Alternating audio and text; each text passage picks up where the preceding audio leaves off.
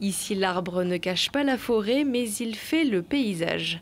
L'exposition Le Cèdre et le Papyrus au musée de Saint-Antoine-l'Abbaye s'intéresse aux paysages qui enrichissent les scènes bibliques.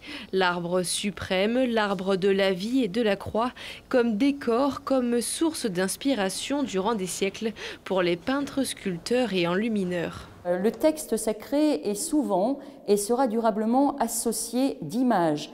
Donc ce sont ces vues réelles ou imaginaires, fantasmées souvent, de paysages bibliques ou hagiographiques, c'est-à-dire en lien avec la vie des saints, et qui racontent cette histoire. On a également besoin de signifier et de localiser géographiquement parlant les lieux saints, donc des lieux qui parlent, mais que le fidèle a besoin de localiser.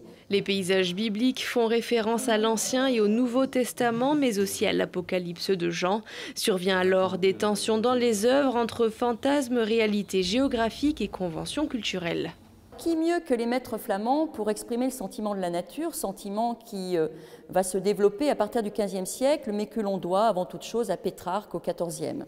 Nous avons à la fois une annonciation, l'ange arrive, vient de se poser, on voit il est en mouvement, son vêtement est encore, on va dire, animé de ce même mouvement. À l'arrière-plan, nous avons ici un arbre qui fait le paysage et qui incarne vraisemblablement la croix. Alors on voit également la place que joue la montagne, les collines, donc un environnement volontairement vallonné, parce que tout simplement la montagne, dans le paysage biblique, indique qu'il faut aussi élever son âme vers Dieu.